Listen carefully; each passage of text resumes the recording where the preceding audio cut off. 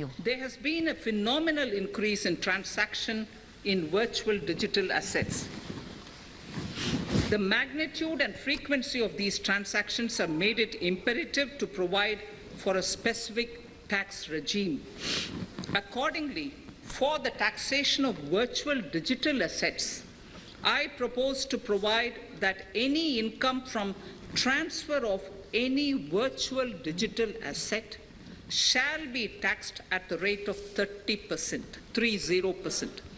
No deduction in respect of any expenditure or allowance shall be allowed while computing such income except cost of acquisition. Further, loss from transfer of virtual digital asset cannot be set off against any other income. Further, in order to capture the transaction details, I also propose to provide for TDS on payment made in relation to transfer of virtual digital asset at the rate of 1% of such consideration above a monetary threshold. Gift of virtual digital asset is also proposed to be taxed in the hands of the recipient. दोस्तों, finally हमारी वित्त मंत्री निर्मला सीतारमण ने financial year 2022-23 के लिए budget पेश किया है, जिसमें उन्होंने यह घोषणा की है कि क्रिप्टो में होने वाली आय पर लगभग 30% तक टैक्स लगेगा। तो आइए बात करते हैं इस विषय पर। तो जल्दी से नीचे दिए गए हुए रेड बटन को दबा दें और बने रहिए आपके अपने चैनल पर, जिसका नाम है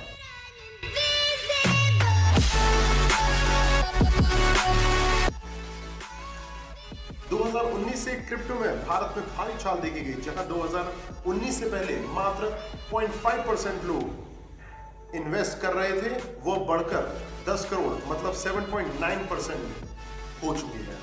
भारत वर्ल्ड के नंबर 1 पायदान पर है क्रिप्टो जब तक क्रिप्टो विषय पर बहुत सारा कंफ्यूजन फट था, जैसे कि इन क्रिप्टो का ओनर कौन है, यह कैसे काम करता है, और सबसे बड़ा गवर्नमेंट इसे बैन कर देगा तो हमारे इन्वेस्टमेंट का क्या होगा। ऐसे कई विषय हैं जिस पर मार्केट में फट बना हुआ था, और हाल ही में क्रिप्टो मार्केट में अपने ऑल टाइम हाई को ब्रेक करने के बाद चाइना द्वारा क्रिप्टो रेगुलेशन के कारण क्रिप्टो मार्केट में बहुत बड़ी उथल पुथल देखी गई, और सबसे ज्यादा इसके रोक पर जो दबाव बना रहा था वह है फाइनेंशियल इंस्टीट्यूट जैसे कि बैंक्स, क्योंकि कुछ बड़े बड़े क्रिप्टो एनालिस्ट का मानना है कि अगले दशक तक ब्लॉकचेन इंडस्ट्री बैंक्स का खात्मा कर सकती है।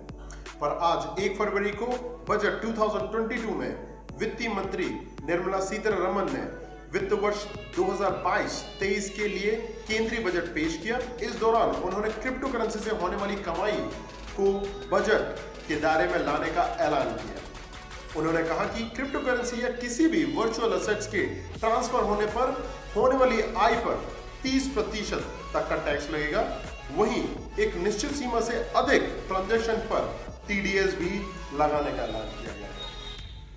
क्रिप्टो करेंसी रेगुलेट करने के लिए बिल में साल 2022-23 से देश में डिजिटल रुपए की शुरुआत किया जाने का ऐलान किया गया है। डिजिटल रुपए की शुरुआत करने से देश में करेंसी मैनेजमेंट में सुधार की उम्मीद की जा रही है।